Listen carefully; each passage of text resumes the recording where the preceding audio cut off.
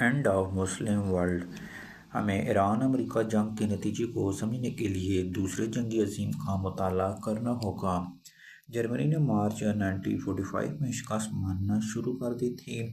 Hitler Berlin में अपने underground chamber में छुप गया। जर्मन फौज पिछा हो चुकी थी और एहतियाती यूरोप का कब्जा वापस ले चुके थे, लेकिन जापान हार मानने के लिए तैयार नहीं था। वो मशरक़ी महाजों से एहतियातों को मुसलसल टेंशन देता चला जा रहा था। हिंदुस्तान इस जंग का मरकज़ था। अंग्रेज़ को बाहर से जापान और अंदर से तहरीकों का सामना था। साफ महसूस हो रहा था कि जापान किसी भी वक्त हिंदुस्तान पर काबिज हो जाएगा।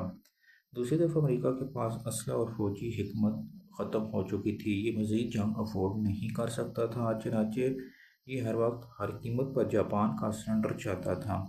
1945 के शुरू में मैनहट्टन प्रोजेक्ट से इतला आई, हमने दुनिया का पहला एटम बम बना लिया है, बस टेस्ट बाकी है। वाशिंगटन में 27 अप्रैल 1945 को टारगेट कमेटी का इजलास हुआ और जापान के 17 शहरों पर एटम बम गिराने का फैसला हो गया। मैनहट्टन प्रोजेक्ट से रब्ता किया गया। जवाब आया कि हम फौरी तौर पर 17 बम नहीं बना सकेंगे, जिसके बाद हदफ को 17 से 5 कर दिया गया।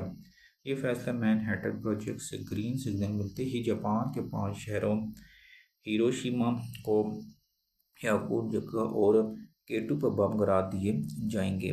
केटू पर पहला बम गिरना था, लेकिन अमेरिका के वजीर जंग हैरी स्मेंटन को केटू पर रहम आ गया। केटू जापान का पुराना दार हुकूमत और कल्चर सेंटर था। अगर ये ख़त्म हो जाता तो जापानी कल्चर के कदीम आसार मिट जाते। चनाचे जंगी अमेरिकी वजीर जंग ने केटू को फहरिस्त से निकाल कर नागासाकी शामिल कर दिया। अमेरिका ने इसके बाद जापान को समझना शुरू कर दिया। ये इसे एटम बम के बारे में बताता रहा, लेकिन जापान को अपनी फतह का यकीन था। ये आगे बढ़ता रहा, यहाँ तक कि 16 जुलाई 1945 आ गया।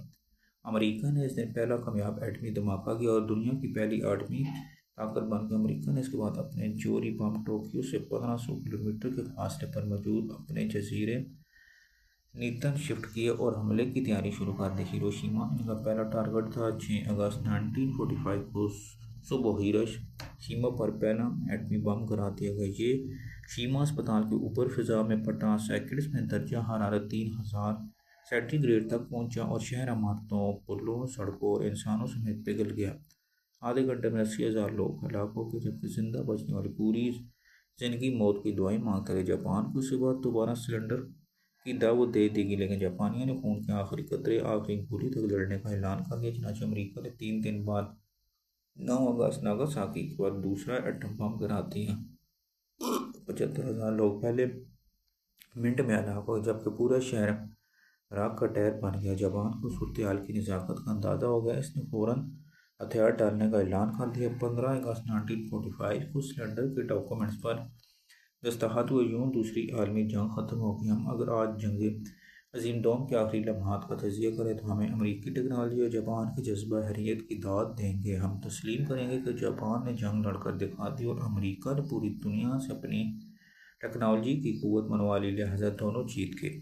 लेकिन इस जीत पर हिरोशिमा और नागासाकी के 2.5 लाख लोग कुर्बान हो गए। इन बेचारों का क्या कसूर था?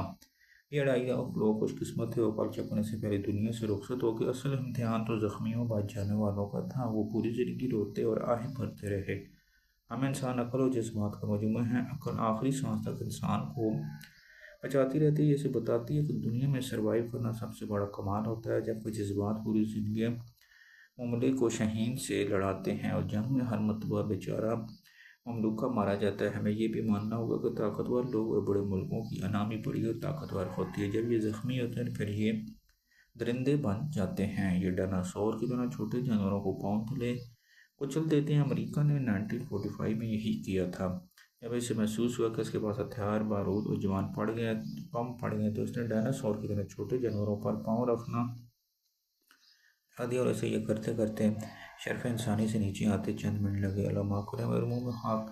2026 में भी यही होगा। अमेरिका ने 250 साल लगाकर खुद को टेक्नोलॉजी, ताकत और रसाई में सुपर पावर बनाया। ये दूसरी जंग अजीम के बाद दुनिया से मुसलसल पैगाम दे रहा, ख्वाह कुदरती वसाइल में कर हो जाए, फौज और एरिया के लिहाज से रूस बन जाए, सिविलाइजेशन, एजुकेशन और स्टेबिलिटी में, ख्वाह यूरोप हो जाए या प्रोडक्शन और टेक्नोलॉजी में चीन हो जाए, लेकिन आपने मेरा मुकाबला नहीं कर सकते। जंगल का हाथी सिर्फ मैं हूँ, लेकिन फिर अचानक ईरान जैसा कमज़ोर मुल्क उसके सामने खड़ा हो जाए, ये इसकी ताकत को चैलेंज कर दे, फिर डायनासोर क्या करेगा? आप अगर डोनाल्ड ट्रंप हो तो आप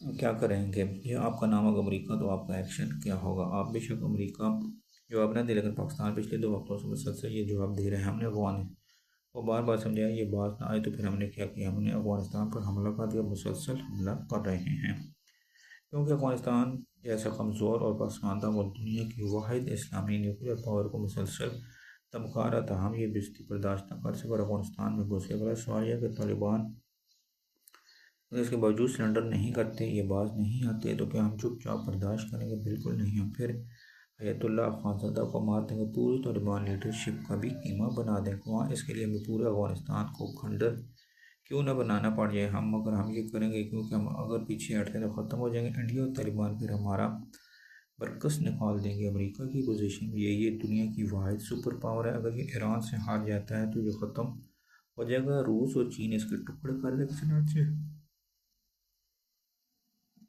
अमेरिका के पास हारने का कोई ऑप्शन नहीं। ईरान की मुकम्मल तबाही इसकी मजबूरी। आप इस हकीकत को अंडरस्टैंड करें। दूसरा, ईरान इस जंग में एक बड़ी गलती कर रही है। अरबों इसराइल और अमेरिका के मिसाइल का ज़ख़ीरा ख़त्म कर रहा है। ईरान $20,000 में ड्रोन बनाता है, तो 80,000 तैयार ड्रोन खड़े हैं। ये नए अरब मुल्कों इसराइल की तरफ उड़ाता है। एक ड्रोन को इंटरसेप्ट करने के लिए 2 से 3 इंटरसेप्ट चाहिए। एक इंटरसेप्ट की मालियत $4 मिलियन होती है। अगर $20,000 का ड्रोन बनाने के लिए $16 मिलियन खर्च होते हैं। अमरीकी वज़ीर ख़ारजा के मुताबिक ईरान महीने में 100 मिसाइल बना सकता है, जबकि अमरीका महीने में सिर्फ 6-7 इंटरसेप्टर बना पा रहा है। दूसरा, ईरान के पास 4 जनरेशन के मिसाइल हैं। ये अभी सिर्फ 1 जनरेशन और 2 के मिसाइल दाग रहा है, ताकि इसराइल, अमरीका और अरबों के मिसाइलों का ज़ख़ीरा इंटरसेप्टर के दौरान ख़त्म हो जाए।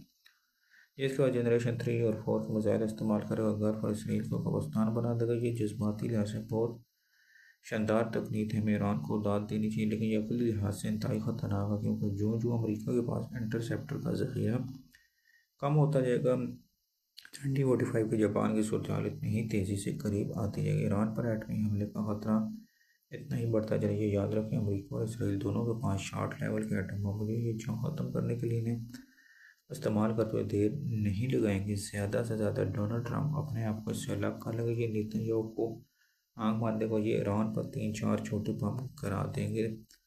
इसके बाद ईरान में जापान से 10 गुना बड़ी तबाही आ जाएगी। हमें यहाँ एक और नुकता भी समझना, अमरीका और जापान के दरमियान वसीउ फासला। ईरान और अमरीका के दरमियान भी ठीक ठाक दूरी है। चनाची अमरीकी तबाहकारी के अच्छा, जब अरब रियासतें बिल्कुल ईरान के मुंह पर हैं, ये बरह रास्त एटमी तबाहकारी से मुतासर होंगी, जिसके बाद गल्फ की रौनकें हमेशा के लिए ख़त्म हो जाएंगी।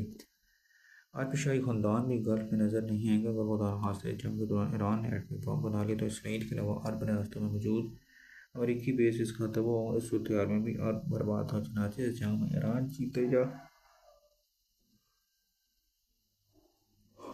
अमरीका नतीजा इस्लामी दुनिया के खिलाफ ही नहीं, ये ख़त्म हो जाएगी। जंग के बाद अगर अमरीका और इसराइल कामयाब हो जाते हैं, तो इसका 99% चांस है, तो पूरे आलम इस्लाम को इसराइल को तस्लीम करना पड़ेगा।